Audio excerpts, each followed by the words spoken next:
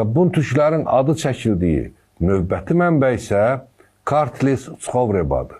Yəni, Gürcüstanın, Kartlinin həyatı adlanan bir mənbədir. Bu mənbədə görək bun türklər necə təsvir edilir.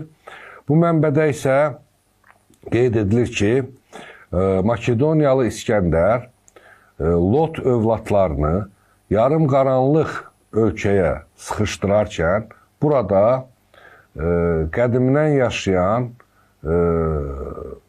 çılğın Bun-Türk tayfaları ilə toqquşdu. Və ilk döyüşdə onlara dov gələ bilməyən Makedoniyalı İskəndər onlardan uzaqlaşdı. Və bəzi mənbələrdə çox vaxt, hətta belə deyək, bəlkə də ifrata varırlar ki, güya hətta Makedoniyalı İskəndər belə bir ifadədə işlədir ki, onlara tərəkəmə demək lazımdır, yəni onları tərk etmək ifadəsini işlədiblər. Lakin təbii ki, Makedoniyalı İskəndər ərəb dilini bilmirdi ki, o bu kəlamı işlədə bilərdi. Onu da deyim ki, həmin bu Kartlis Çxovrebada Bun-Türklərin mənşəyi ilə bağlı belə bir ifadə işlənir ki, onlar deməli Yevuseylərin törəmələridir. Və qədim mənbələrdə isə Yevuseylər işquzlarla eyniləşdirilir. Və bu söhbətimizin əvvəlində qeyd etdiyimiz deməli fikirlə tam şəkildə üst-üstə düşür. Və mənbə davam edir ki, bu zaman Haldeylərdən ayrılan döyüşkən Hunlar gəldilər və Bun-Türklərin başbuğundan Xerki adlanan vergi ödəmək şərti ilə Zanavada, Zanava deyəndə mütəxəssislər onun iki Qazax rayonu hesab edirlər, Zanavada yurt salmalarına icazə istədilər.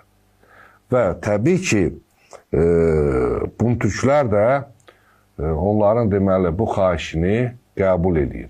Və qəribə burasıdır ki, bu dövrdə Hunların adının miladdan öncə 4-cü əsr hadisələri ilə bağlı çəkilməsi də çox mühüm bir amildir.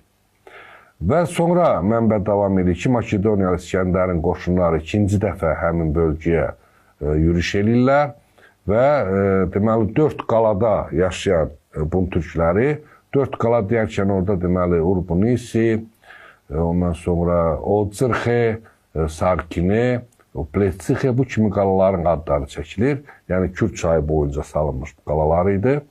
Və qəribə burasıdır ki, Gürcü alimləri o qalalarda türklərin yaşamasını inkar eləsələr də, arxeoloji qazıntılar zamanı o qalaların olduğunu qəbul edirlər. Və təbii ki, arxeoloji qazıntılar zamanı çox zaman orada yaşayan insanların etnik mənşəyini izah etmək təbii ki, biraz problem törədən hadisələrdən biridir. Və deməli, mənbənin yazdığına görə 3 aylıq mühasirədən sonra, yəni mühasirədə saxlanıldı, həmin Bun-Türklər deyir ki, 3 aylıq mühasirədən sonra Bun-Türklər lağım ataraq şərqə doğru irəlilədilər və sonradan hansı şəhərin əsasının qoyulduğu bəlli deyil və deyir ki, Makedoniyalı İskəndərin sərkərdəsi Azo, burada Azon da gedir, Azon burada hökmdar oldu. Və bu dövrdə məhz bundan sonra artıq Mısxetanın yüksəlişi məsələsi başlayır və burada bir faktı sizin diqqətinizə çatdırmaq istəyərdim, hörmətli tamaşaçılar. Mısxetada əsas məbədlərdən biri möhtəşəm deməli kompleks var. Armazi qalası deyilən bir qaladır. Daha doğrusu məbəddir bu Armazi məbədi. Armazi məbədi ilə bağlı müxtəlif fikirlər var. Bəzi fikirlərə görə bu deməli Armazi dediyimiz qala və yaxud məbəd daha çox deməli güya Hörmüzün adı ilə bağlıdır, lakin bu o qədər də inandırıcı deyil və söhbətimizin gələcək hissəsində bunu özünüz də görəcəksiniz. O ki qaldı Bun-Türk sözünün özünün etimologiyasına bununla bağlı müxtəlif cür fikirlər vardır. Məsələn, bəzi alimlərin fikrincə, Brossedir, Takaşvilidir, bu cür alimlər bunlara güya nizəli türklər mənasını verdiyini söyləyirlər. Elə alimlər var ki, məsələn, Melik Seppek falan, onlar da ki, uzun saçlı türklər deməkdir. Lakin daha sonra Azərbaycan alimlərindən rəhmətli Süleyman Əliyarlıını və Mirəli Seyidov onlar qeyd edirlər ki, bunlar türklərdən ayrı düşmüş və Süleyman müəllim daha çox deməli Dədə Qorquddakı bunalmaq sözünə deməli dayanaraq deyir ki, qəmgin türklər, yəni ayrı düşmüş türklər mənasını verir.